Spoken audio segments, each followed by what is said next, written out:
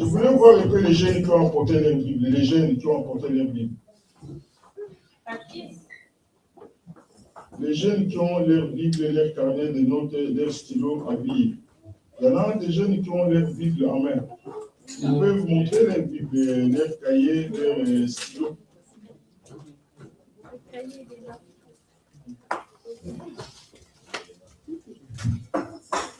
Nous voulons que toutes les erreurs que nous, les vieux, nous avons commises, les vieilles, que vous ne puissiez pas les commettre. Et pour que tu puisses t'assurer, il n'y a que la parole de Dieu qui peut te garder. Il n'y a pas autre chose. Si tu viens à l'église vraiment dans cette pensée que je vais arranger ma vie, ta vie sera arrangée réellement et véritablement. C'est dans l'église, c'est dans la présence de Dieu que les choses changent. Il y a des mamans, des papas qui, avec votre âge, n'avaient personne pour leur dire ce qu'il fallait faire. Alors, les erreurs que nous en avons commises. Vous avez la grâce qu'à 20, à 22 ans, 25 ans, vous êtes dans l'église. Prenez de bonnes décisions à la lumière de la parole. Amen. C'est pourquoi nous ne le disons pas pour vous déranger ou pour vous harceler. Nous le disons pour qu'un jour tu regardes en arrière, tu dises que l'église m'a servi. Amen. Amen. Toujours les jeunes, il y a quelqu'un qui peut nous rappeler ce que nous avons appris dimanche. L'urgence d'entendre la voix de Dieu. Le titre? L'urgence d'entendre la voix de Voilà. Dire exactement comment les choses se sont passées. Donc, l'urgence d'entendre la voix de Dieu. Nous entendons la voix de Dieu pour faire quoi après? Qui peut répondre avec ses propres mots? Nous entendons la voix de Dieu pour faire quoi?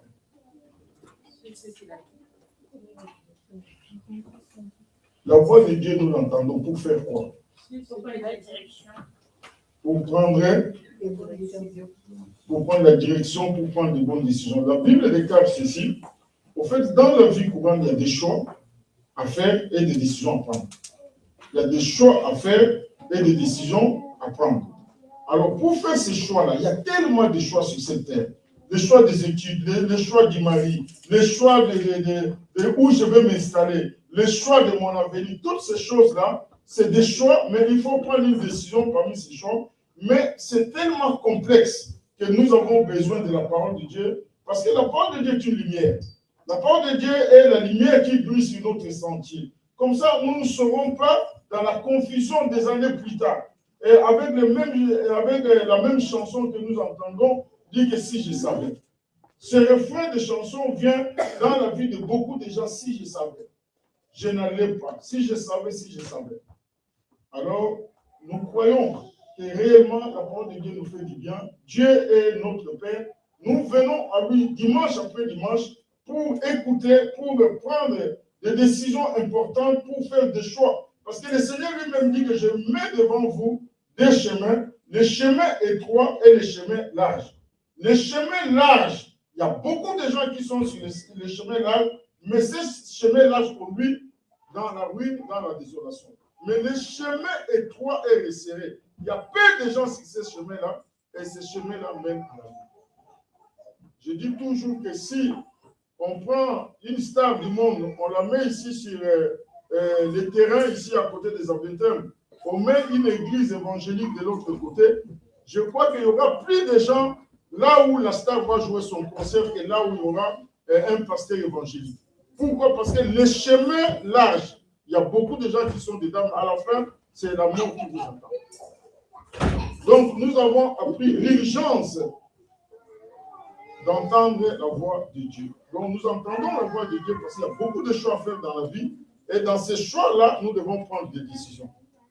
Et Dieu, lui, est omniscient, omniprésent, omnipotent. Il connaît toutes choses. Avant que nous venions sur cette terre, Dieu nous connaissait. Dieu savait dans quelle ville, dans quel pays nous allons émerger ou vivre. Dieu savait qui nous allons épouser, qui nous allons, quelles études je vais faire, quel travail. Dieu a tout coordonné, combiné. Alors il va placer comme des pions sur notre chemin, des gens qui vont nous aider, des éléments qui vont nous propulser. Ça peut être un ami, un frère, un patron au travail, ça peut être un conjoint, une épouse. qui te met sur le chemin pour que tu retrouves ce que le Seigneur avait prévu pour toi dans la vie. Amen. Des fois, dans mes prières, je m'arrête. Je me mets à genoux, je m'arrête et dis, Seigneur, depuis l'école primaire, les enseignants qui m'ont enseigné, certainement ils ne sont plus en vie. Bénis leurs enfants, bénis leurs descendants. Seigneur, toutes les personnes que tu as positionnées pour que moi je puisse te connaître, bénis-les. Il y a des noms que je ne connais plus. Bénis leurs familles, bénis leurs enfants, bénis leurs vies s'ils sont encore vivants. Donc, mais Dieu les connaît par leur nom, par leurs adresses, toutes ces personnes-là. Tu peux bénir tes parents. Les gens que Dieu a utilisés pour que tu viennes sur cette terre, tu les bénis. Tu bénis toutes les mamans voisines, tous les frères d'à côté qui t'ont donné des conseils. Toutes ces personnes-là, des fois, ils ne sont pas encore convertis, mais en les mettant dans la présence de Dieu, Dieu peut les toucher par tes prières, par sa présence en face du Seigneur. Alors, ce matin, nous allons prendre nos Bibles, prendre le psaume 32. Le psaume 32. Le psaume 32 n'est pas long. Nous allons le lire en entier, mais nous avons besoin d'un verset clé qui va nous conduire dans cette prédication, dans cet enseignement. Ça sera le verset 8. Mais pour avoir une idée générale de ce que nous allons apprendre aujourd'hui, nous voulons prendre tout le psaume 32, le psaume de David. Donc, je fais la lecture au nom de Jésus. Heureux celui à qui la transgression est remise, à qui le péché est pardonné. Heureux l'homme à qui l'Éternel n'impute pas l'iniquité, et dans l'esprit duquel il n'y a point de fraude. Tant que je me suis tu, mes os se consumaient, je gémissais toute la journée. Car nuit et jour, ta main s'appesantissait sur moi. Ma vigueur n'était plus sécheresse. Ma vigueur n'était que sécheresse, comme celle de l'été. Je t'ai fait connaître mon péché, je n'ai pas caché mon iniquité. J'ai dit, j'avouerai mes transgressions à l'Éternel, et tu as effacé la peine de mon péché. Verset 6. Qu'ainsi tout homme pieux te prie au temps convenable. Si de grandes eaux débordent, elles ne t'atteindront nullement. Tu es un asile pour moi. Tu me garantis de la détresse. Tu m'entoures des champs de délivrance. Je t'instruirai et je te montrerai la voie que tu dois suivre. Je te conseillerai, j'aurai les regards sur toi. Ne soyez pas comme un cheval ou un mulet sans intelligence. On les bride avec un frein et un mort dont on les part, afin qu'ils ne s'approchent point de toi. Beaucoup de douleurs sont la part du méchant, mais celui qui se confie à l'Éternel est environné de sa grâce. Juste, réjouissez-vous à l'Éternel et soyez dans l'allégresse. Poussez des cris de joie, vous tous qui êtes droits de cœur. Amen. Amen. Le psaume 32, le psaume de David, le psaume de réjouissance, le psaume de repentance. Nous voulons apprendre aujourd'hui quelque chose. Nous allons intituler cela les 4 opérations de la direction divine. Les 4 opérations de la direction divine. Le dimanche, nous avons pris l'urgence d'entendre la voix de Dieu. C'est urgent parce qu'il y a des décisions à prendre, il y a des choix à faire. Je dois entendre Dieu.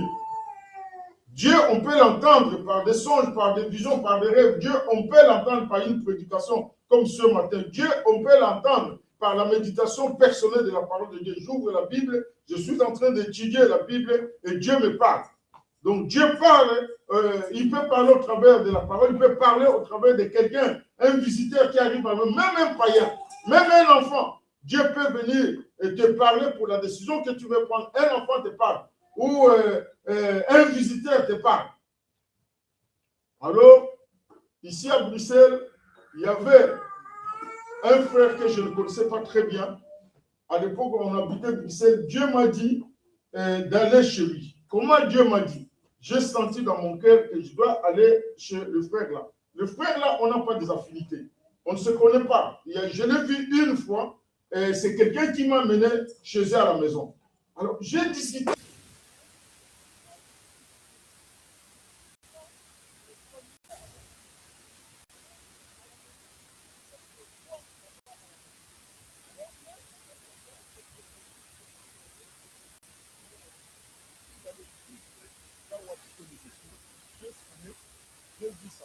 lui n'était pas là, il était au travail.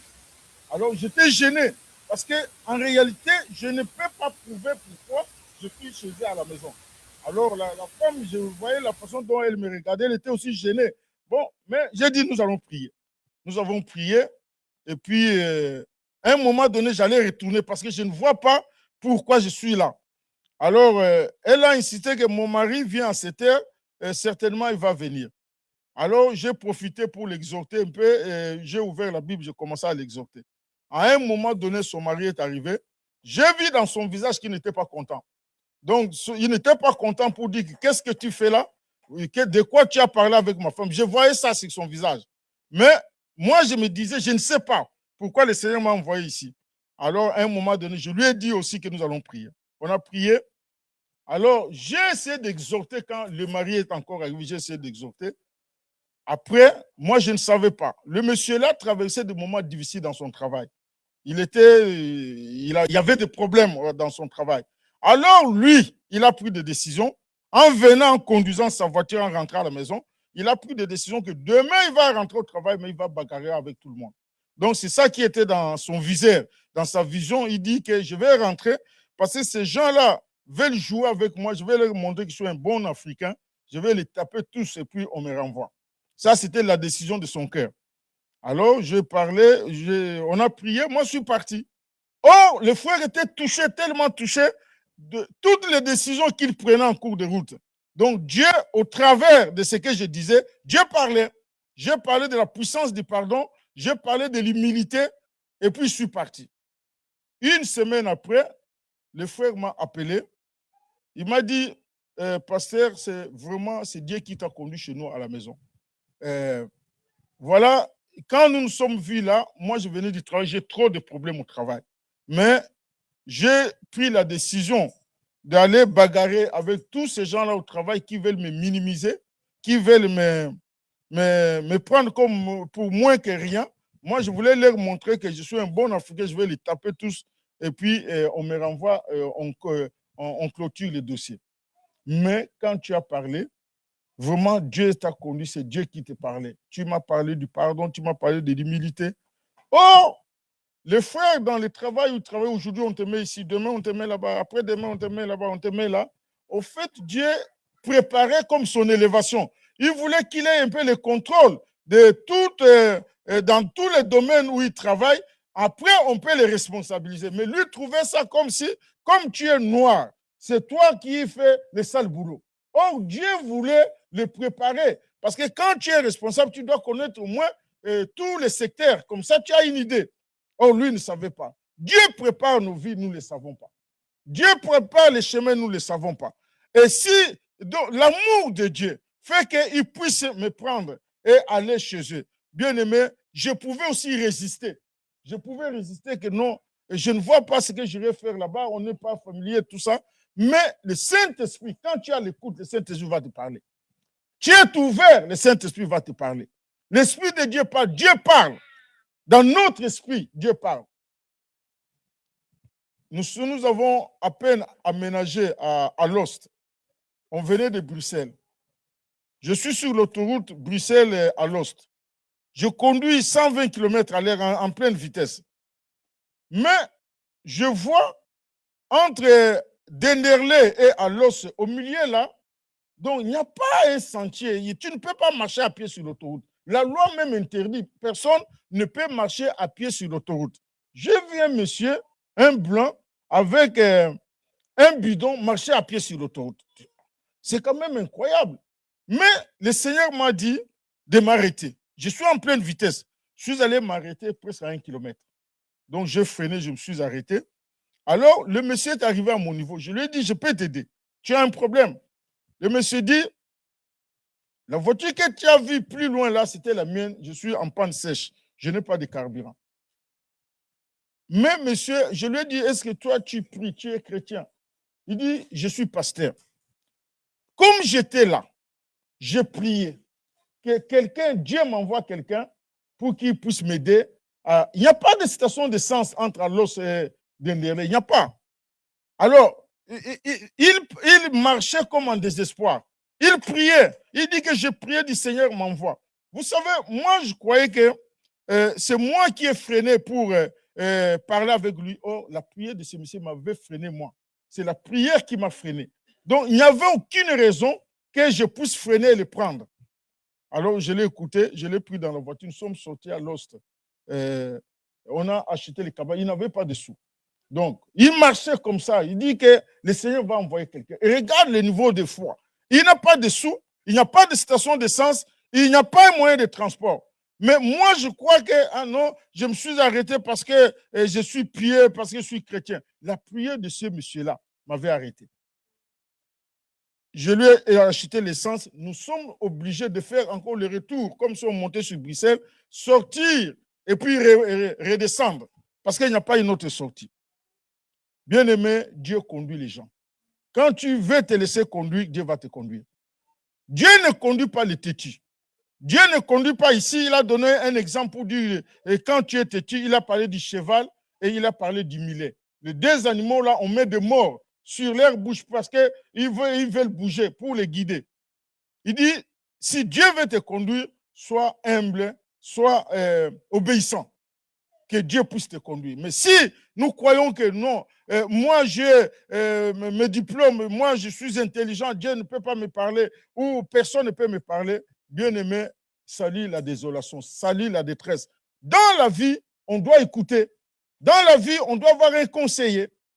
Quelqu'un peut nous parler, Dieu peut nous parler au travers de quelqu'un. Et la Bible dit même que Dieu est notre conseiller. Le Dieu tout-puissant, le Dieu grand, qui contrôle les cieux et la terre, devient ton conseiller. Mais quelle grâce, quel privilège si Dieu peut te conduire dans ta vie. Il y a des erreurs que tu ne vas pas commettre, il y a des choix que tu ne vas pas faire. Alors, bien-aimés, nous allons nous attarder au verset 8.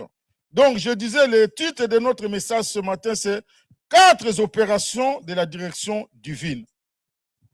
Dans le texte que nous venons de lire, le psaume de David, il dit, je t'instruirai et je te montrerai la voie à suivre.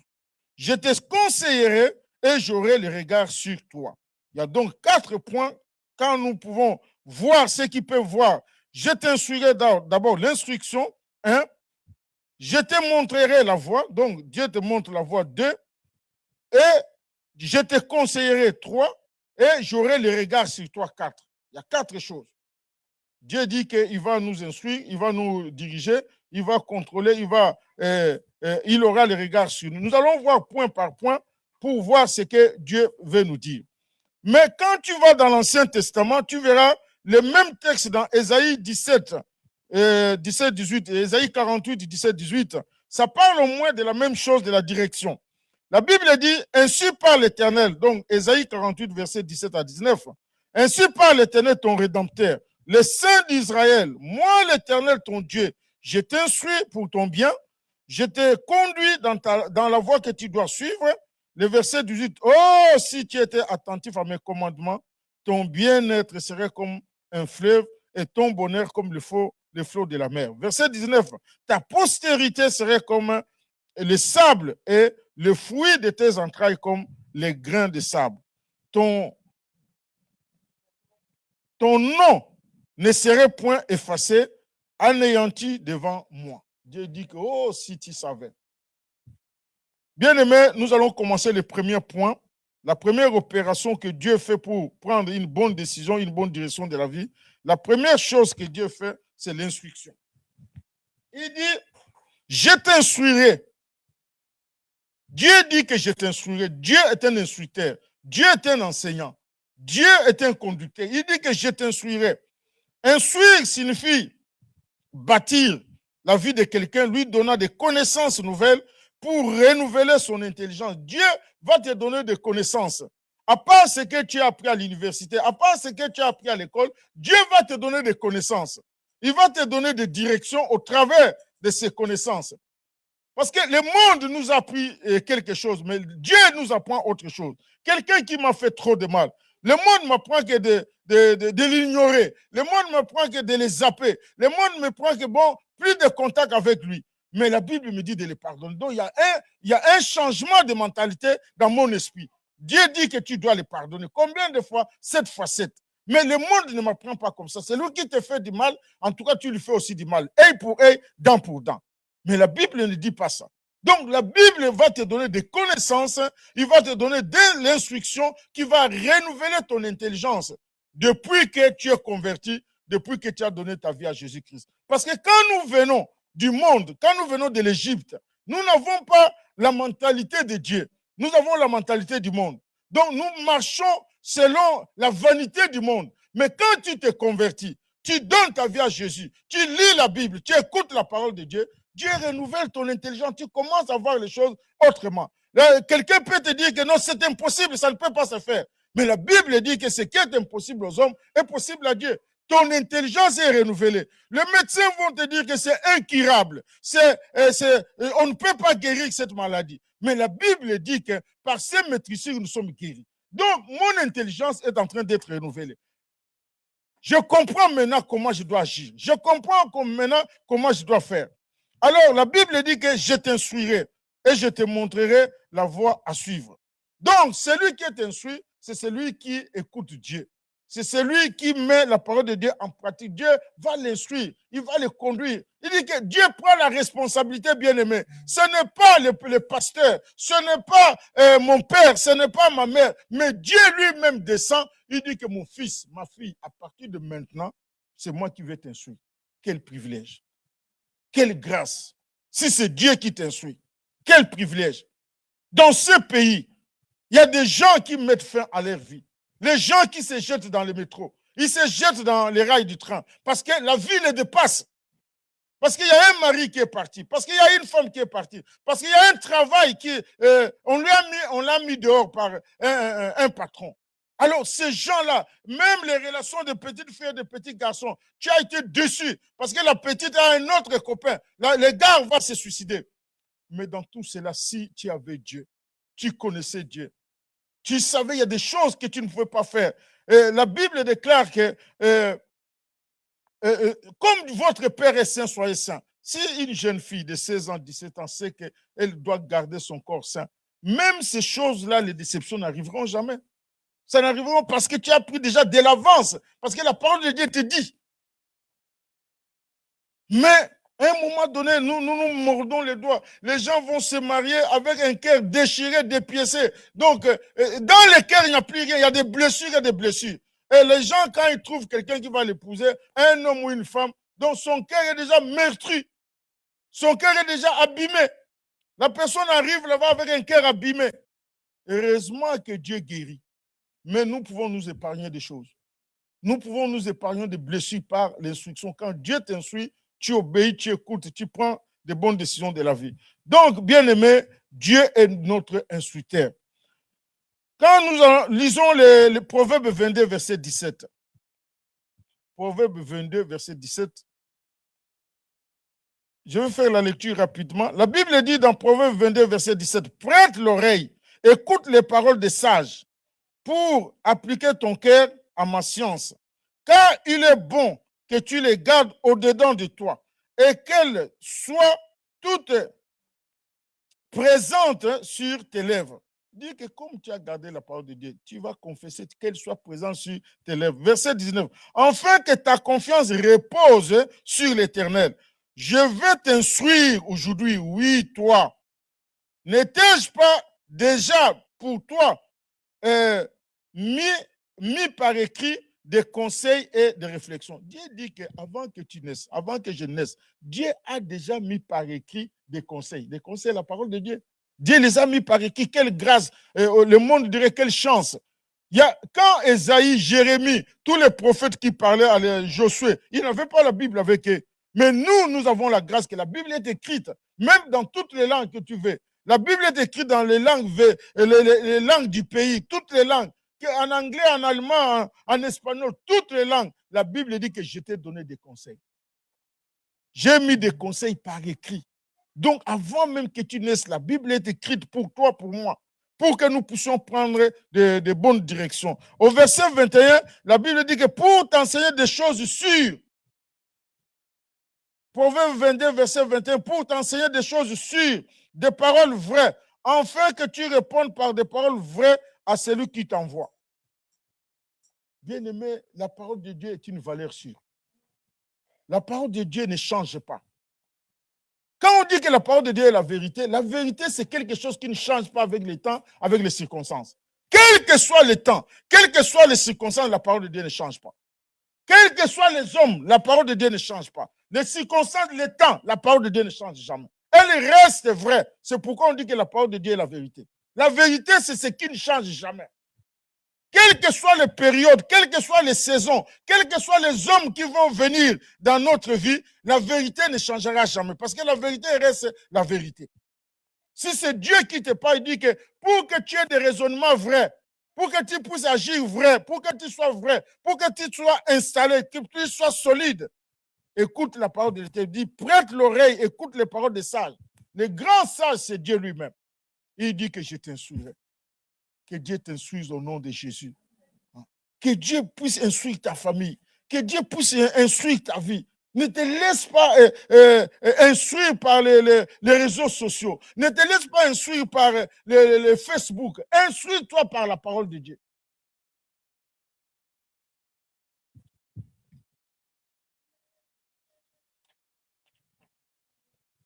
Nous allons prendre maintenant la deuxième opération que Dieu fait. Quand Dieu a fini de t'instruire, maintenant, ton intelligence est renouvelée. Tu commences à penser comme un enfant de Dieu. Tu commences à penser comme une chrétienne. Tu commences à penser comme un chrétien, comme un serviteur de Dieu, comme une servante de Dieu. Et en ce moment-là seulement, que tu peux prendre de bonnes décisions. Que tu peux prendre de bonnes décisions. Nous prenons maintenant la deuxième opération. La Bible dit que je t'instruirai et je te montrerai la voie à suivre. Comme maintenant tu es instruit, c'est normal que la deuxième opération soit maintenant la voie à suivre parce que tu es instruit. Maman Guylaine, arrête de dormir, c'est le moment où Dieu parle. Donc, quand Dieu t'instruit, maintenant, tu peux maintenant suivre la voie. Il y a une voie, le chemin du succès tracé par Dieu lui-même. Il y a le chemin du succès. Tu veux avoir du succès, la réussite, c'est dans les voies de Dieu, pas dans les voies du monde. Les voies de Dieu sont sûres, c'est que la parole de Dieu nous dit. C'est dans la voie de Dieu que tu peux prendre de bonnes décisions. Il y a le chemin du succès que Dieu lui-même a tracé. Personne ne peut voir ce chemin si Dieu ne lui montre pas. Le chemin du succès, le chemin de la réussite, si c'est Dieu, Dieu ne te montre pas, tu ne peux pas. Chacun de nous, quand nous regardons notre vie en arrière, il y a des années, il y a beaucoup parmi nous qui ont enterré leurs camarades, ils ont enterré leurs copines, leurs amis, leurs copains, ils ont enterré des connaissances. Les erreurs que les gens ont faites dans leur vie. Mais quand tu regardes en 2026, au mois de mars, là, tu te dis que Dieu t'a sauvé de beaucoup de choses. Dieu t'a sauvé de beaucoup de choses. Parce que c'est lui qui conduit ta voie. C'est lui qui montre le chemin à suivre. La Bible dit, Proverbe 14, verset 12, « Telle voie paraît droite à un homme, mais son issue, c'est la voie de la mort. » Telle voie paraît droite à un homme, mais son issue, c'est la voie de la mort. Proverbe 14, verset 12. C'est la même parole est reprise dans Proverbe 16, verset 25. Telle voie paraît bonne, droite pour un homme, mais son issue, c'est la mort. Combien de gens ont épousé de beaux garçons, bling, bling, donc tout, mais à la fin, c'est le même garçon qui va l'étrangler. Il devient son assassin. Telle voie paraissait bon, quelqu'un de gentil, quelqu'un de bien. Mais à la fin, c'est lui-même le monsieur qui va assassiner sa femme. Nous avons suivi ce qui s'est passé en France il y a au moins une année, où le gars a pleuré avec toutes les larmes de son corps. Qui a fait ça pour ma femme? Et les parents de cette fille-là étaient compatissants, disent, mais notre beau-fils ne pleure pas beaucoup, nous allons trouver la personne. Oh, c'est lui le beau-fils qui a tué leur fille. Mais en épousant ces garçons-là, certainement la sœur était entre guillemets sûre. J'étais sûr, c'est le mari de ma vie. Mais la Bible dit que telle voie paraît droite, mais à la fin, c'est la mort. Tu es là, tu veux faire du business. Quelqu'un vient de Dubaï, quelqu'un vient de l'Australie, vous voulez faire du business ensemble. Ça semble être bon. Or, le monsieur ou la dame, c'est un frappeur. Il va te frapper. Il prend tout ton argent, tu pleures avec toutes les larmes du corps. Mais si tu avais pris le temps dans ton business, dans tes voies, de chercher Dieu. J'ai l'argent, je veux faire du business. Seigneur, oriente-moi, guide-moi. Il dit que je t'instruirai et je te montrerai la voie à suivre. Même dans les affaires, Dieu est dedans. Dans les études, Dieu est là-dedans. Dans les mariages, Dieu est dedans. Dans les grandes décisions de la vie, Dieu est dedans. Où je vais m'installer? Est-ce que parce que non, en Belgique, ça ne va pas. Du jour au lendemain, je quitte la Belgique, je vais m'installer au Canada. Je vais vivre à Montréal, je vais vivre à Ottawa, à Toronto. Est-ce que c'est Dieu qui t'a dit d'aller là-bas? Les gens, des fois, ils changent comme ça du jour au lendemain. Ils quittent une église A pour une église B. Est-ce que c'est Dieu qui t'a dit de quitter? C'est pourquoi la Bible dit que je t'instruirai et je te montrerai la voie à suivre. Telle voie paraît droite pour un homme, mais son issue, c'est la mort. C'est ici la mort. Nous avons pleuré notre petit ici il y a un mois. Aller investir dans un pays en Afrique. Quel projet, quel beau projet. Je vais rentrer chez moi investir et diminuer le chômage auprès de mes compatriotes. Est-ce que ce n'est pas beau de le faire? Nous allons engager certaines personnes pour que le chômage diminue au moins, même à petite échelle. Mais c'est la mort qui l'attendait. Telle voie paraît droite à un homme, mais son issue, c'est la mort. Il y a des études à faire. Parce que nous voulons faire des études parce que tel est devenu tel. Mais est-ce que Dieu t'a dit quoi dans tes études? Quel est ce que Dieu te dit dans ton cœur? La pensée ferme ou la conviction que tu as pour faire ces études-là. Donc, je fais ces études-là pour être comme les autres. Comme ils sont en BMW, ils sont en Audi, moi aussi. Mais non, des fois, Dieu ne t'a pas conduit là-bas. C'est bien. La Bible dit que je t'instruirai et je te montrerai la voie à suivre. Et il est temps de chercher Dieu. Seigneur, pour telle décision, je vais faire quoi? Telle voie paraît droite à un homme, mais son issue, c'est la voie de la mort. Le psaume 18, verset 31, la Bible dit que les voies de Dieu sont parfaites. La parole de l'Éternel est éprouvée plutôt. Il est un bouclier pour tous ceux qui se confient en lui. Les voies de Dieu sont parfaites. Donc, Dieu n'a pas de voies tordues. Dieu a des voies parfaites. Mais des fois, quand Dieu nous dit de prendre telle voie, nous avons l'impression que je ne suis pas d'accord. Seigneur, je ne suis pas d'accord. Je vous ai donné mon témoignage personnel. Donc, pour venir en Belgique, pour rien au monde, je pourrais habiter dans ce pays. Je n'aimais pas. Mais c'était des raisonnements humains. Mais quand j'ai prié que Dieu m'a dit que je dois aller en Belgique, mais je crois que je suis parmi les hommes les plus heureux de la Belgique aujourd'hui. Je crois. Je ne me plains pas. Je trouve que c'est le bon endroit où je devais être. Mais humainement, il y a 25 ans en arrière, ce n'est pas le pays. Mais quand Dieu t'instruit, Dieu te donne la direction, ce n'est pas populaire. Ce n'est pas ce que nous voudrions. Parce que nous attardons à ce qui frappe l'œil. Bien-aimés, il y a des siècles en avant, Exode 33, verset 13. La Bible dit que Moïse, quand il parlait avec Dieu, il dit que si j'ai trouvé grâce à tes yeux, montre-moi tes voies. Exode 33, 13. Moïse, le grand Moïse, dit que Seigneur, il ne dit pas que montre-moi où se trouve le diamant, où se trouve l'argent. Il dit que si tu vois que moi je suis ton serviteur, montre-moi tes voies. Moïse a demandé, montre-moi tes voies. Tu es une femme, tu es un homme, tu es dans la famille ou à la maison, tu veux prendre une direction. Mais la direction, tu ne vois pas trop bien comment tu vas la prendre. Mais il est temps de chercher Dieu. Parce que quand tu vas présenter la direction à ta femme ou à ton mari, il va les convaincre, il va la convaincre que c'est Dieu qui vous parle. Mais nous prenons des décisions comme ça. Moïse dit que si tu prouves que moi, je suis ton serviteur, montre-moi tes voies. Vous savez que Dieu a répondu à cette prière. Exode 33, 13 dit, si j'ai trouvé grâce à tes yeux, montre-moi tes voies, fais-moi connaître tes voies. Nous allons lire maintenant le psaume 103, verset 7. Ça, c'est Exode 33, 13. Mais maintenant, c'est comme la prière que Moïse a faite, ou la demande que Moïse a faite, que Seigneur, si tu crois que moi je suis ton serviteur, montre-moi tes voies. Quelqu'un peut nous lire le psaume 103, verset 7.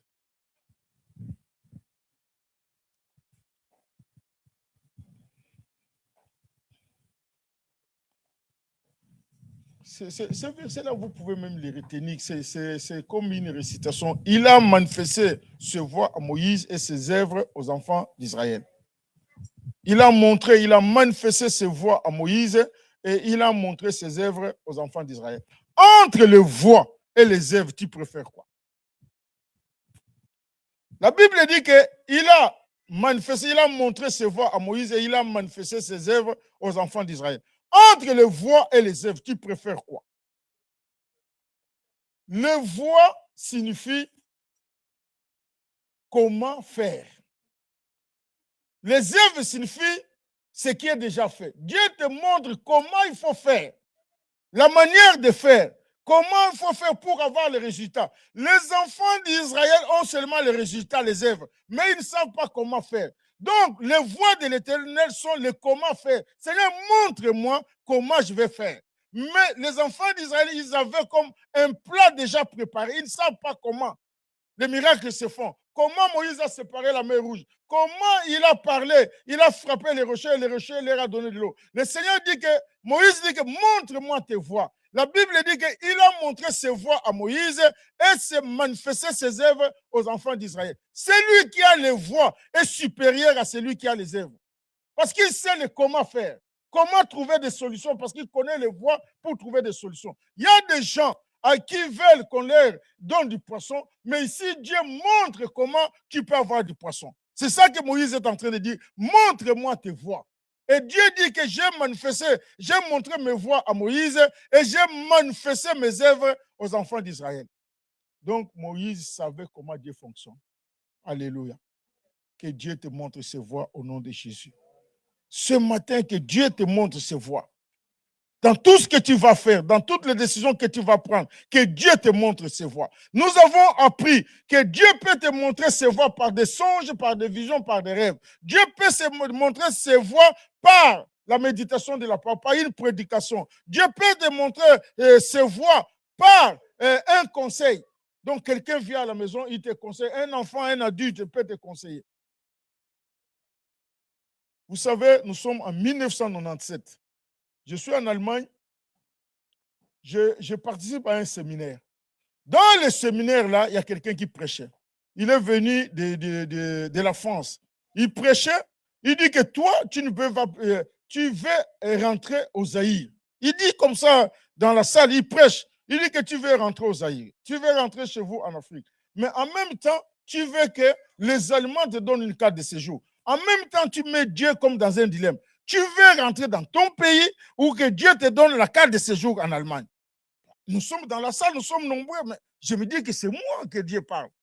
Parce que moi, je pensais qu'à un moment donné, j'en ai marre en Europe, je dois rentrer. Dans ma pensée humaine, je voulais rentrer, mais là où je voulais rentrer, je n'avais même pas de papier. Mais quand il faut maintenant se réunir dans tous les défilés pour réclamer des papiers, j'étais aussi parmi les gens qui réclamaient les séjours. Alors, lui, il parlait, il dit non, ça c'est moi. Dieu m'a parlé, il dit ceci. Tu veux vivre même dans ce pays, qu'on te donne des papiers, même un mois en allemand, tu ne prononces pas. Tu ne peux pas aller t'inscrire à l'école pour apprendre l'allemand. Tout ça, moi, je dis que le monsieur me parle. Il avance. Il dit que si tu veux vivre ici, même un permis de conduire, tu ne le fais pas. Bien aimé, j'ai eu ça comme une flèche dans mon cœur. Nous étions samedi. Dimanche, c'est notre culte de la paroisse. Lundi, je me suis fait inscrire à l'auto-école. Donc Dieu m'a parlé, dit non, ça c'est moi. Il dit, mais tu es comme départagé. À un moment donné, tu veux rentrer en Afrique. À un moment donné, tu veux vivre en Europe. Mais Dieu, maintenant, s'il veut te bénir, va te bénir comment?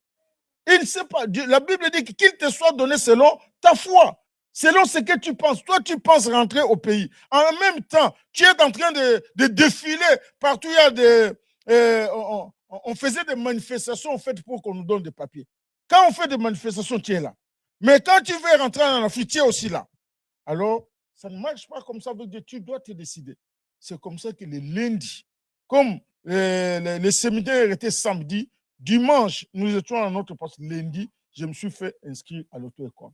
C'est comme ça qu'en 97, j'aurai mon permis de conduire. Parce que nous voyons comme les permis de conduire, c'est gaspillage d'argent. Parce que ça coûtait cher. Dans les 2000, aujourd'hui, c'était en marque, plus de 5000 marques. Donc, plus de 10 000 francs belges, plus de 2 000 euros. À cette époque-là. Mais ce permis de conduire m'a ouvert des portes que tu ne peux pas imaginer. Beaucoup de portes ont été ouvertes par le permis de conduire que j'ai fait. Toutes les études que nous avons faites au bled, ça n'a pas compté. Mais le permis de conduire a ouvert beaucoup de portes. Quand Dieu parle, on écoute. Nous ne sommes pas venus qu'à l'église, il parlait, je suis tombé, et les démons se sont manifestés. Non, ça ne demande pas de tomber, ça demande de croire. Les gens tombent, ils se relèvent, ils sont les mêmes. Ça n'a jamais changé la vie de qui que ce soit. Mais celui qui écoute la parole de Dieu, qui la met en pratique, c'est celui-là, celle qui est agréable à Dieu. C'est en ce moment-là, quand j'ai mis cette parole en pratique, dis non, le monsieur-là est en train de me parler. Bien-aimés, les voix de Dieu ne sont pas nos voix. La Bible dit que ces voix sont supérieures à nos voix.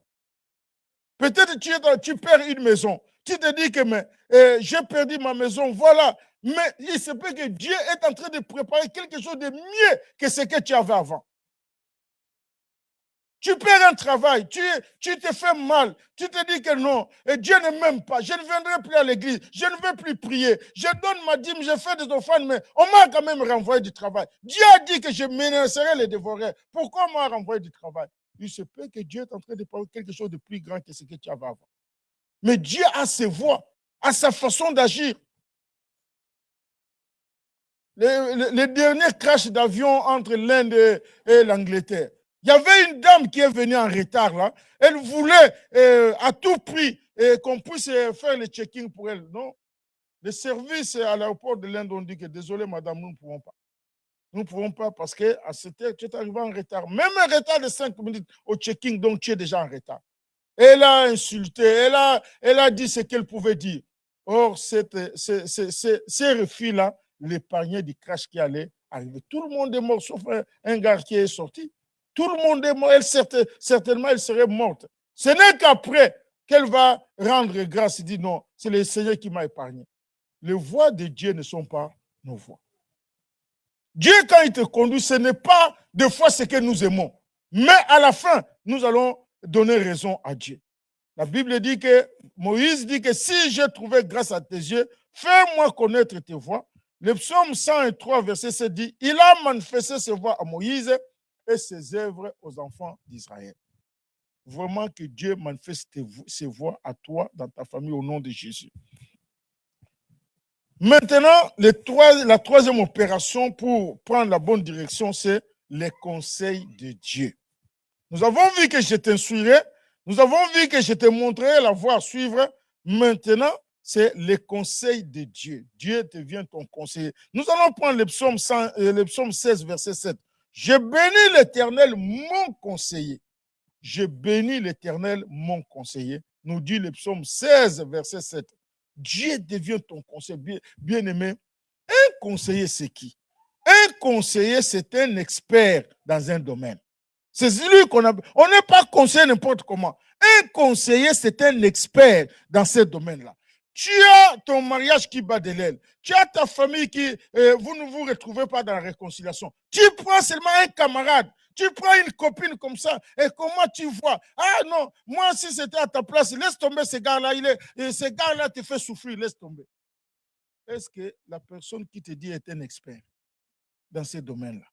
Non, tu as pris un conseil comme ça, parce que ton ami, ta copine est émotionnelle, elle déverse ses émotions sur toi. Toi, tu crois que ma copine m'a donné un bon conseil.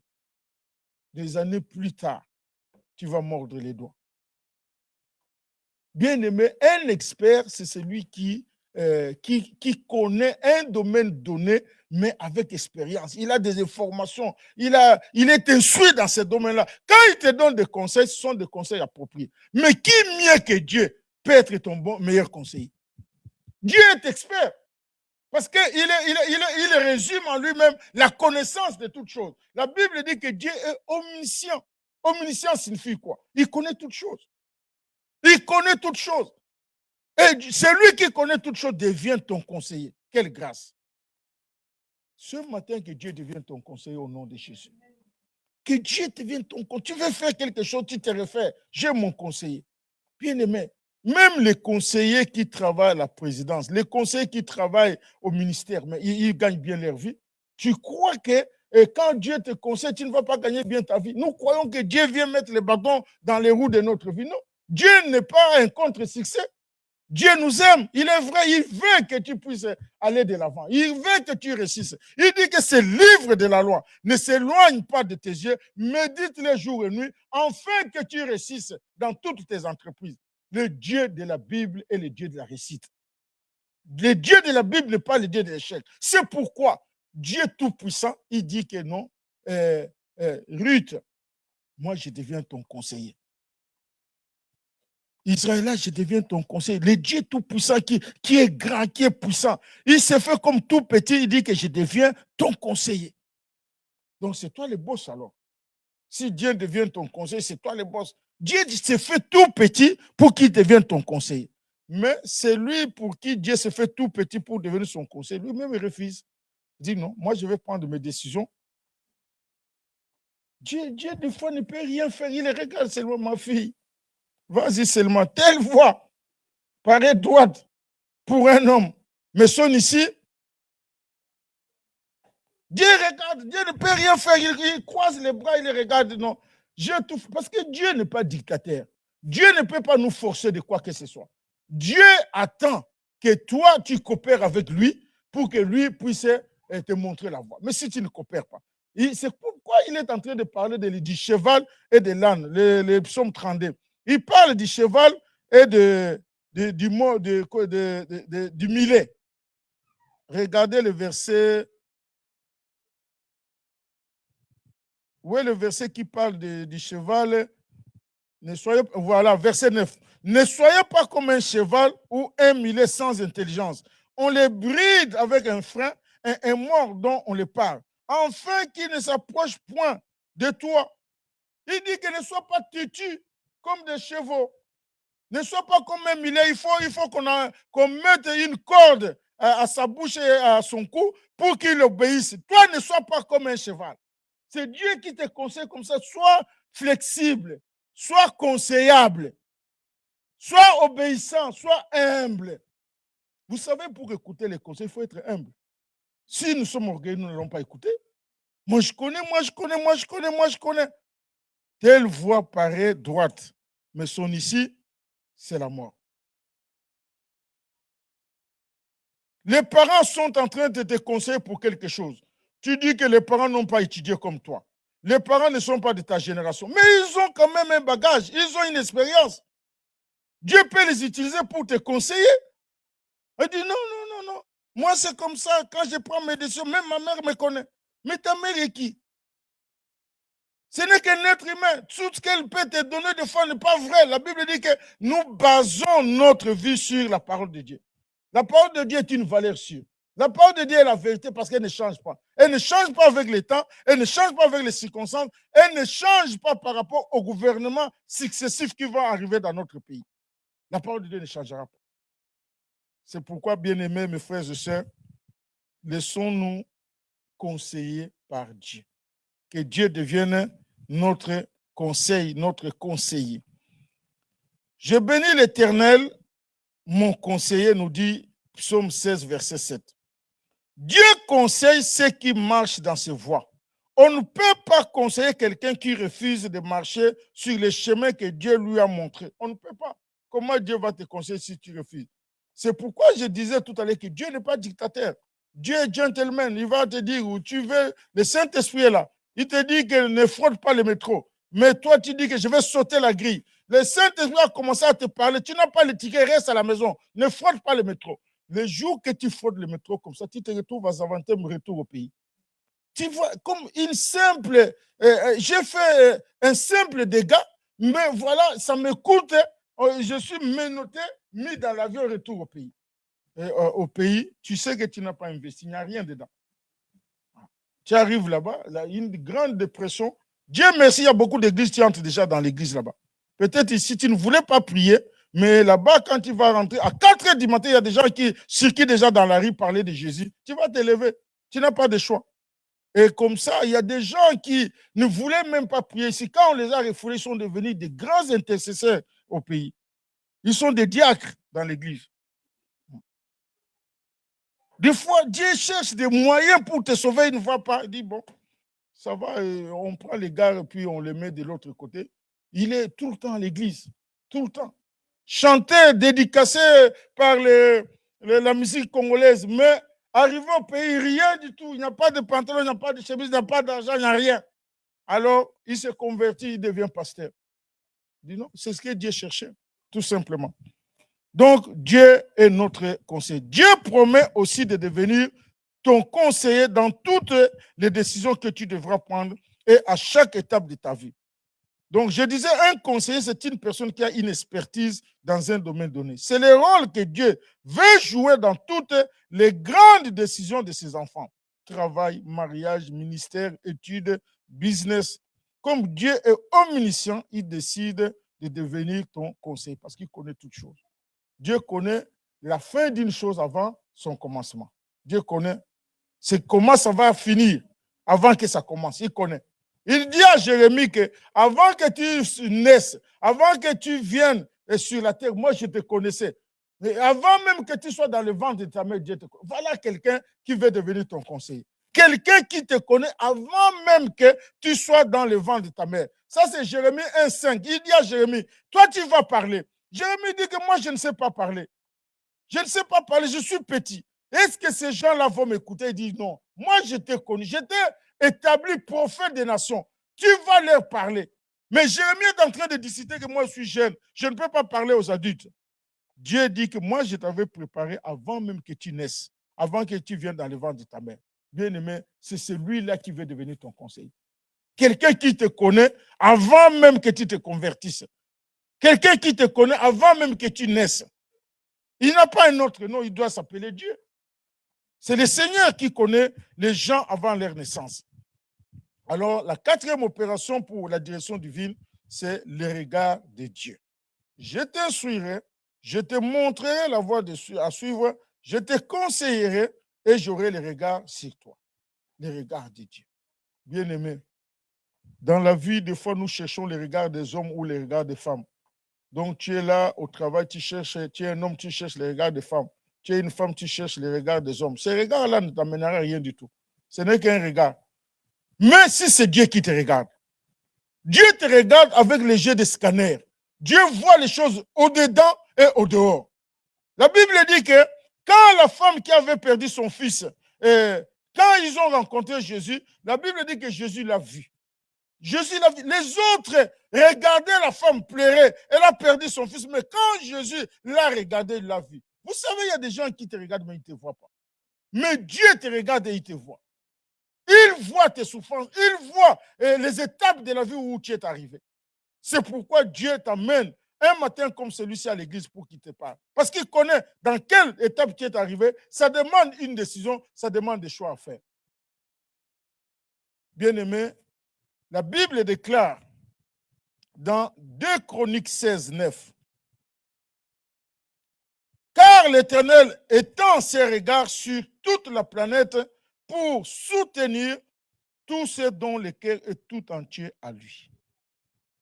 Car le regard de l'Éternel est sur toute la terre pour regarder tous ceux qui ont le cœur tout entier à lui. Bien-aimé, mon frère, ma soeur, Dieu laisse comme la gérance du monde entier, il a le regard seulement sur ceux qu'il aime, ceux qui ont le cœur tout entier à lui. Comme ce matin. Quel que soit le brouillard de l'autoroute, quel que soit le froid, quelle que soit la température, mais tu as été juste pour prendre l'autoroute, pour venir adorer, louer Dieu. La Bible dit que Dieu a le regard sur toute la terre pour voir ceux qui ont le cœur tout entier à lui. Que Dieu te regarde et qu'il te voit ce matin au nom de Jésus. Tous les sacrifices que tu fais dans le Seigneur, que ce soit en argent, que ce soit en force, que ce soit en temps, en service, le Seigneur a le regard sur toi. Et quand le Seigneur a le regard sur toi, c'est tu es dans un espace de haute sécurité. Il n'y a rien qui peut t'arriver. Genre, accident, crash d'avion, ce sont des choses que le Seigneur veille, il surveille. Il veille, il surveille. Parce que son fils, parce que sa fille est là, la Bible dit qu'il a le regard tourné vers tous ceux qui ont le cœur tout entier à lui. Nous avons intérêt ce matin à ne pas être de moitié. C'est-à-dire moitié, je suis à l'église, moitié, je suis dehors. Mais il dit que le regard du Seigneur est sur tous ceux qui ont le cœur tout entier à lui. Parce que le cœur peut être divisé. 2 Chroniques 16, 9, n'oublie pas. Job 34, 21, la Bible dit, car Dieu voit la conduite de tous. Il a le regard sur le pas de chacun. Dieu a le regard sur le pas de chacun. Psaume 34, verset 16. Dieu regarde tous les pas. La Bible dit qu'il n'appartient pas à l'homme. Quand il marche de conduire ses pas, Jérémie 10, 23. L'homme, quand tu conduis tes pas là, Dieu regarde. Dieu sait que tel pas va t'amener comment je vais dire, à un accident. Dieu peut freiner tes pas. Dire que non, tu as semblé tarder là où tu parlais. Or, si tu avais continué, il y a quelque chose qui allait arriver. Dieu, maintenant, qui contrôle le pas, qui a le regard sur toi, il sait que tu dois un peu parler encore ici. Sinon, à ces prochains croisements, tu seras victime d'un accident. Bien-aimé, faisons confiance à Dieu. Je t'instruirai. Je te montrerai la voie suivante. J'aurai le regard sur toi et je te conseillerai. Bien-aimé, quelle puissance dans ce passage. Si nous accomplissons les 4 opérations, quelle vie, quelle réussite de la vie. Vous savez, la réussite n'est pas seulement du fait que j'ai étudié beaucoup. La réussite n'est pas seulement parce que je suis belle. La réussite n'est pas seulement parce que je suis beau. La réussite n'est pas seulement parce que j'ai l'argent. Il y a des gens qui ont eu l'argent, mais qui n'en ont plus. Même un rond, ils n'en ont plus. Parce qu'ils ne se sont pas laissés conduire par Dieu. Surtout en Afrique. Tous ceux qui sont bénis financièrement, la première décision qu'ils prennent, c'est qu'ils laissent tomber leurs femmes. Ça, c'est la première décision. Je ne sais pas comment les gens sont moulés, dans quel moule ils ont été faits. La première chose que quelqu'un fait quand il a l'argent, c'est d'abandonner sa femme. Que Dieu nous aide. Dieu veille, Dieu surveille, Dieu protège. Celui ou celle qui se laisse instruire, qui marche sur ses voies et qui se laisse conseiller par lui. C'est cette logique-là. Dieu, il conseille, il conduit, il dirige. C'est lui qui se laisse conduire, qui n'est pas un cheval, qui n'est pas un mulet. La confiance en Dieu nous amène à être environnés de sa grâce. Quand tu marches comme ça, je t'instruirai, je te montrerai la voie à suivre, je te conseillerai et j'aurai les regards sur toi. Si tu accomplis ça, la grâce de Dieu va t'accompagner. Alléluia. Que cette grâce-là t'accompagne en obéissant à cette parole. Ne prends pas les décisions comme tu les prenais avant. Ne vis pas comme tu vivais avant. Il y a chaque chose que tu veux faire. Et il est temps de te mettre à genoux. Et il est temps de méditer la parole. Et il est temps de dire, Seigneur, là où je suis au carrefour de route. Je ne sais pas quelle route, quel chemin prendre. Inspire-moi, conduis-moi. Je vous dis, bien-aimé, je ne voulais pas dire que je gire. Ce n'est pas écrit dans la Bible. Et la Bible interdit ça. Je voulais dire qu'en vérité, quand quelqu'un prend le temps de prier, de chercher la voie, la direction du Seigneur pour tel ou tel sujet, Dieu ne le laisse pas. Dieu ne le laisse pas. Quelle que soit la décision du business, du mariage, des études, du travail, du lieu d'habitation, Dieu va te conduire parce que tu lui as demandé. Celui ou celle qui ne se confie pas en Dieu reçoit beaucoup de douleurs. Ça, c'est la dernière phrase du psaume 32. La Bible dit que, non, l'avant-dernière phrase dit que beaucoup de douleurs sont la part du méchant. Un méchant, c'est qui? Un méchant, c'est celui qui n'obéit pas à Dieu. Un méchant, c'est celui qui n'honore pas Dieu dans sa parole. Il dit que beaucoup de douleurs seront dans la vie de celui qui est méchant. Verset 10. Beaucoup de douleurs. Bien-aimés, Dieu ne nous a pas destinés à la douleur. Dieu nous a destinés à la bonheur, au bonheur plutôt. Au bonheur, pas à la douleur. La douleur, c'est l'œuvre des méchants. Alors, bien-aimés, ce matin, je crois que nous ne sommes pas de ceux-là, de ce lot-là. Nous sommes du lot du verset 11. Juste, réjouissez-vous à l'Éternel et soyez dans l'allégresse. Vu tout ce que nous avons énuméré, la conclusion du psaume 32 dit, juste, réjouissez-vous à l'Éternel et soyez dans l'allégresse. Poussez des cris de joie, vous tous qui êtes droits de cœur. Bien-aimé, notre joie n'est pas parce que nous avons beaucoup d'argent dans nos comptes. Notre joie n'est pas parce que nous habitons de belles maisons, nous roulons avec des dernières voitures. Non, notre joie se trouve dans le premier verset du psaume 32. Heureux le peuple dont le péché est pardonné. Quand tu sais que dans ta conscience, tu n'as pas de problème à régler, tu n'as pas de fraude, tu ne vis pas une double vie, bien aimé, la Bible dit que heureux le peuple dont le péché est pardonné. Le psaume 32 parle des gens qui sont convertis, parle des gens qui ont réglé leurs problèmes, qui se sont réconciliés avec Dieu, qui sont justes. C'est pourquoi la dernière phrase dit que juste réjouissez-vous.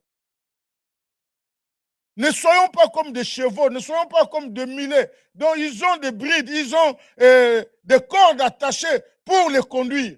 Mais toi, parce que tu es obéissant, parce que tu es humble, Dieu peut te conseiller, Dieu peut te conduire, Dieu peut montrer ses voies. Bien-aimé, la Bible dit que réjouis-toi.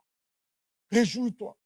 Nous ne sommes pas là parce qu'il y a quelque chose qui n'a pas marché et puis j'arrête ma vie chrétienne. Non. La vie chrétienne, il y a des moments où il y aura des douleurs. La Bible dit que si tu veux me suivre, porte ta croix et suis-moi. Il y a des moments où il y aura des douleurs, il y aura des moments difficiles. Mais ceux qui se sont réconciliés avec Dieu, ceux qui ont traité leurs problèmes du péché avec Dieu, la Bible déclare que heureux ce peuple dont le péché est pardonné. C'est là où commence le bonheur dans la vie de quelqu'un. C'est là où commence la joie, la véritable joie dans la vie d'une famille. Quand nous savons que nos péchés sont pardonnés. Tous les problèmes que nous avons, les guerres qui se font dans le monde entier, au Proche-Orient, dans le monde entier, la guerre et les bruits de guerre que nous entendons ont un dénominateur commun, c'est le péché. C'est-à-dire, il y a des gens qui veulent faire des profits, du pétrole, de ceci, ils provoquent des guerres, beaucoup de choses, mais au-dedans, ce n'est pas autre chose, c'est d'abord le péché, l'amour de l'argent. L'amour de l'argent. L'esprit de dominer les autres. Dieu ne nous a pas appelés à dominer un être humain.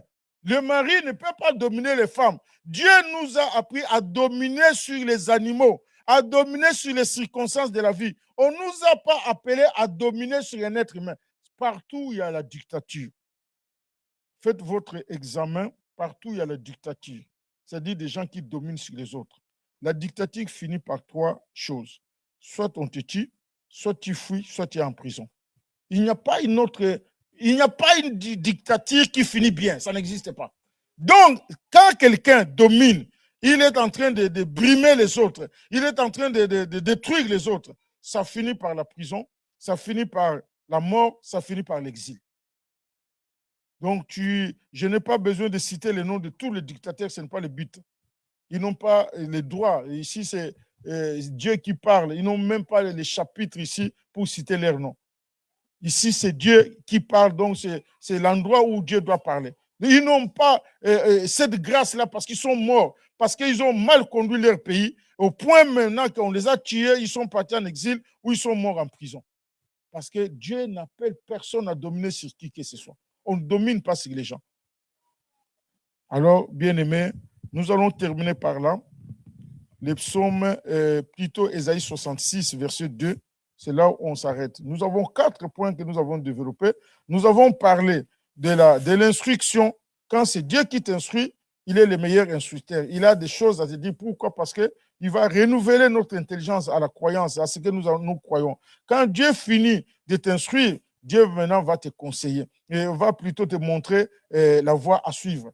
Là, c'est clair. Parce que la Bible dit que sa parole est une lampe à notre pied, une lumière sur notre sentier. Tu vois clair. Même les décisions que tu veux prendre, dis, ah non, maintenant je vois clair. Quand tu as fini maintenant, Dieu devient ton conseiller. Donc le grand Dieu tout-puissant qu'il est, il se fait tout petit, il devient ton conseiller. Toi, tu deviens le boss, c'est toi le patron. Dieu vient te conseiller. Ma fille ne fait pas ça, mon fils ne fait pas ça, parce que je suis ton conseiller. C'est pourquoi David dit que je bénis l'Éternel, mon conseiller au psaume 16, verset 7.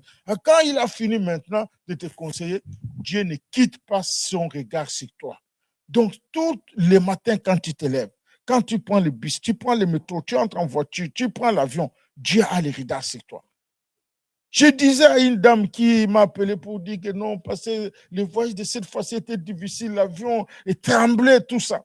Et puis, ma fille voulait me parler à côté. Je ne me parle pas, tu ne vois pas que l'avion est en train de trembler.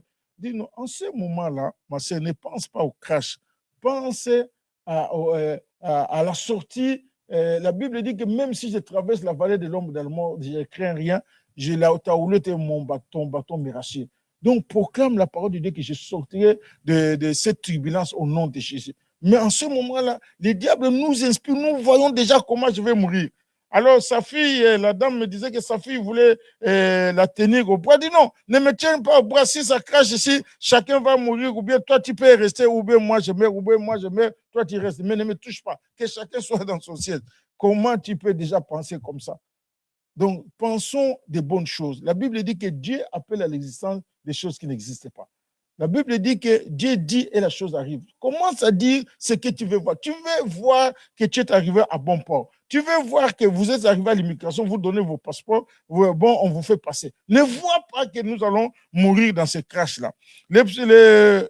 Ésaïe 66, verset 2 nous dit, « Voici sur qui je porterai mes regards, sur celui qui souffre, qui a l'esprit abattu, sur celui qui craint ma parole. » Donc Dieu a les regards sur celui qui souffre.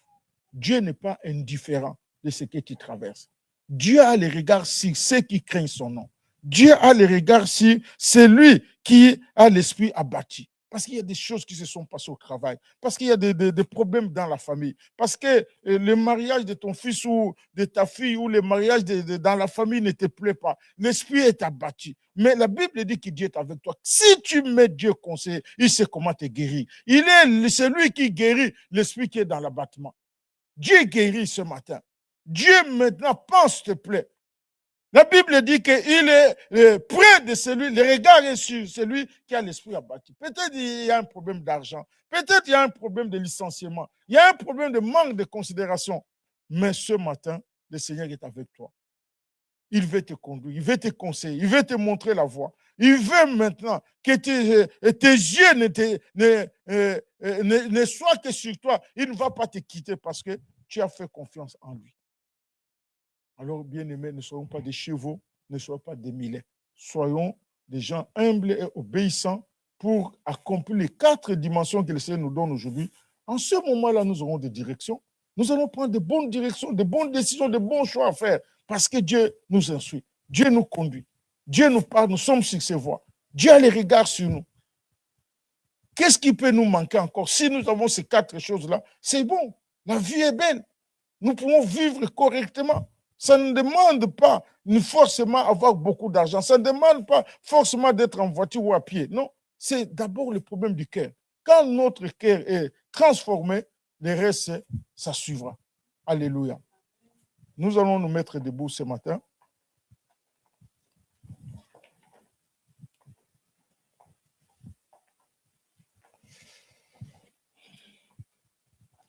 La première prière que nous allons faire, c'est une prière de repentance. Dis Seigneur, pardonne-nous. La Bible dit que heureux le peuple dont le péché est pardonné. La Bible dit que quand Dieu te pardonne, tu es un homme heureux, tu es une femme heureuse. Viens maintenant que je t'instruirai. Nous allons demander pardon. Pardon, Seigneur, pourquoi? Pardon, Seigneur, parce que nous n'avons pas écouté ses conseils. Dieu peut reprendre la vie avec toi. Dieu peut recommencer là où tu t'es arrêté. Dieu peut maintenant, parce que les décisions que tu as prises ne sont pas des décisions dictées par la parole de Dieu, par la lumière de la parole. Il dit que je t'instruirai et je te montrerai la voie à suivre. La première chose que nous allons faire tous, c'est la repentance. Dis Seigneur, pardonne-moi. Il y a des décisions que j'ai prises. Il y a des choix que j'ai faits qui n'ont pas été à la gloire de ton nom. Ce matin, j'ai écouté ta parole. Je te demande pardon. Bien-aimé, le pianiste peut nous donner une sourdine pour que nous puissions prier un peu. Dis Seigneur, pardonne-moi. Bien-aimé, ouvre ta bouche. C'est dans la repentance que le Seigneur recommence la vie avec toi. Chacun de nous commet des erreurs. Il n'y a pas seulement comme une catégorie de gens qui disent qu'ils ne commettent pas d'erreurs. Nous commettons tous des erreurs. Nous avons commis des erreurs, nous en commettons encore. Mais ce que nous demandons ce matin, c'est que le Seigneur nous pardonne. Parce que nous voulons finir ce psaume-là avec le verset 11. Réjouissez-vous, vous les justes.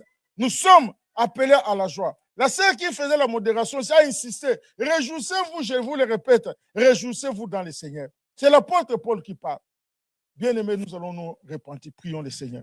Éternel Dieu de gloire. La Bible dit que si nous confessons nos péchés, tu es juste et fidèle pour nous pardonner. Ce matin, l'Église est debout. Père, nous voulons te demander pardon. Il y a des décisions que nous avons prises, Seigneur, qui n'étaient pas, Seigneur, de quoi, à la lumière de ta parole. Il y a des choix que nous avons faits, Éternel, qui nous ont amenés dans la désolation. Éternel, ce matin, nous te demandons pardon. Que ce soit des choix personnels, que ce soit des choix professionnels, que ce soit des choix familiaux. Père, nous te demandons pardon. Éternel, aie pitié de nous, Seigneur, ce matin. Aie pitié de nous, Père.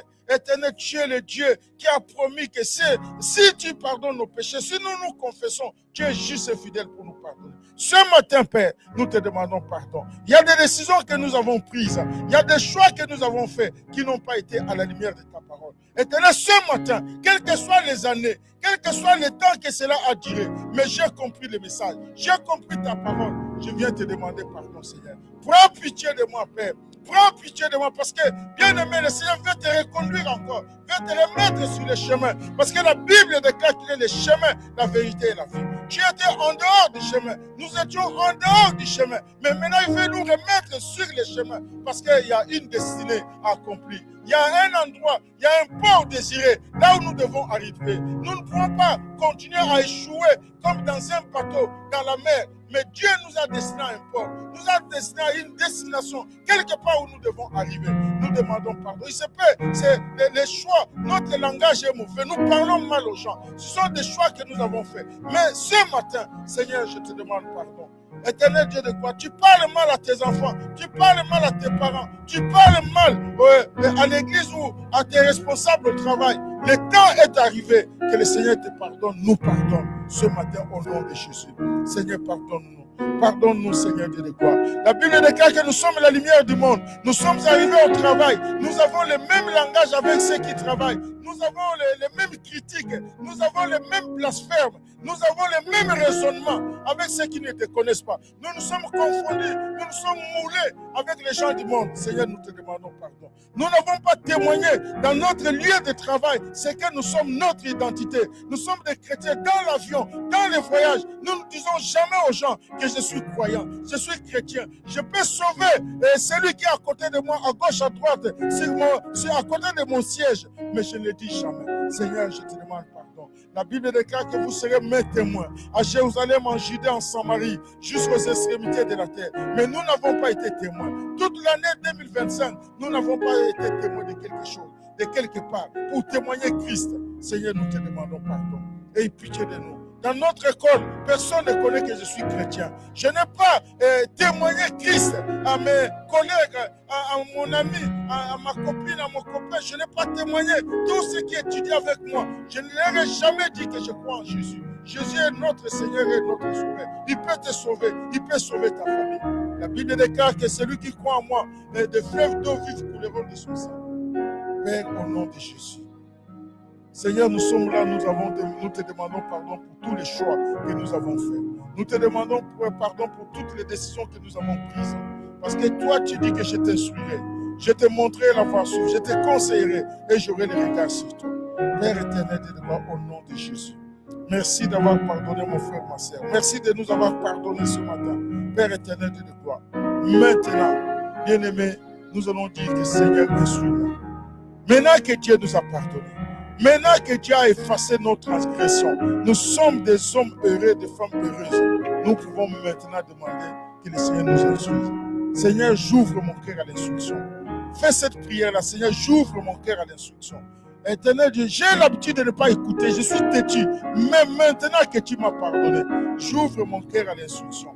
Que mon cœur soit instruit par toi. Et que tu sois mon conseiller. Et que tu sois celui qui me montre la voie. Éternel, le monde m'a montré la voie. L'Internet m'a montré la voie. Les réseaux sociaux m'ont montré la voie. Les mabokas des Congolais m'ont montré la voie. Mais Seigneur, maintenant, je veux que toi, tu me montres la voie. Éternel Dieu de gloire, tu as dit que Seigneur Dieu de gloire, je te conduirai et je te montrerai la voie. Père éternel, conduis ma soeur, conduis mon frère. Conduis l'église, Père. L'heure est arrivée, Père éternel, que nous puissions vivre pour éternel ta gloire. Nous avons vécu, Seigneur Dieu de gloire, avec, Seigneur Dieu, des identités. Mais nous voulons vivre pour ta gloire, Seigneur. Alléluia. Oui, continue à dire au Seigneur, instruis-moi, conduis-moi. Instruis-moi, conduis-moi, montre-moi la voie. Oui, Seigneur, aie le regard sur moi, sur ma famille. Aie le regard sur mon travail. Aie le regard sur ma santé. Aie le regard sur mes enfants. Aie le regard, Seigneur, sur mon mari, sur ma femme. Aie le regard sur ma soeur, sur mon frère. Aie le regard sur l'éternel, sur mon chef de travail. Aie le regard sur mon entreprise qui veut fermer. Mais à cause de toi, à cause de ta prière, ton entreprise peut ne pas fermer parce que tu as fait cette prière. Seigneur, aie le regard sur mon entreprise. Au nom de Jésus. Éternel Dieu de gloire, nous te rendons grâce ce matin. Merci pour les 4 dimensions de la direction divine, Père. Merci, Seigneur de gloire, pour tout ce que tu veux faire. Éternel de gloire, tu as dit, je t'instruirai, je te montrerai la voie, j'aurai le regard sur toi. Éternel Dieu de gloire, nous te bénissons. Désormais, Père, notre vie n'est plus cachée. Nous sommes, Seigneur, sous le regard du Très-Haut. Et tu as des caméras, éternel, plus performantes que les caméras du monde, Père, pour voir notre vie. Tes yeux sont comme des scanners. Éternel, tu nous regardes au dehors et au dedans, parce que tu es Dieu. Merci, Seigneur, de nous d'être sous la houlette, sous la protection du Très-Haut. Père éternel, aucun accident, aucune mort subite, aucune mort avant le temps. Père éternel, nous allons accomplir la mission pour laquelle tu nous as envoyés sur cette terre. Nous le proclamons, nous le confessons au nom de Jésus. Toute forme de mort subite dans l'église, dans la vie, dans les familles, soit renversée de tout au nom de Jésus. Parce que Seigneur, tu as dit, tu nous conduiras, tu nous instruiras, tu auras les regards sur nous, Père. Aucun danger ne pourra nous localiser. Nous les proclamons, mais nous les proclamons au nom puissant de Jésus. Éternel, que ton nom soit glorifié ce matin. Que ta grâce nous l'emporte, que ta faveur nous accompagne partout où nous sommes. Ton regard ne nous quitte pas, Père. Nous sommes dans un monde de violence. Aujourd'hui, c'est la violence, Seigneur, qui est devenue comme les standards de vie. Mais nous voulons vivre sous ton lettre. La Bible déclare que celui qui demeure à l'abri du Très-Haut repose à l'ombre du Tout-Puissant. Mais nous voulons nous reposer à l'ombre du Tout-Puissant. Nos familles, nous voulons nous reposer sur la montagne sainte de Dieu, là où il n'y a ni tort ni dommage. L'éternel de gloire conduit et il regarde sur nous. C'est tout ce que nous te demandons, Seigneur, de gloire ce matin. Les regards sur les familles. Les regards sur nos familles. Il y a des temps difficiles qui s'amorcent dans le monde, la pénurie économique, les situations difficiles. Mais Seigneur, la Bible déclare, Éternel est mon berger, je ne manquerai de rien. Éternel, nous ne manquons de, quelles que soient les tribulations, quelles que soient les guerres, Seigneur, de loi qui sifflent dans le monde. Mais tu as dit que l'Éternel, quand vous faites de moi votre berger, vous ne manquerez de rien. C'est pourquoi, Seigneur, de loi, nous ne manquons de rien. Nous les déclarons, nous les confessons.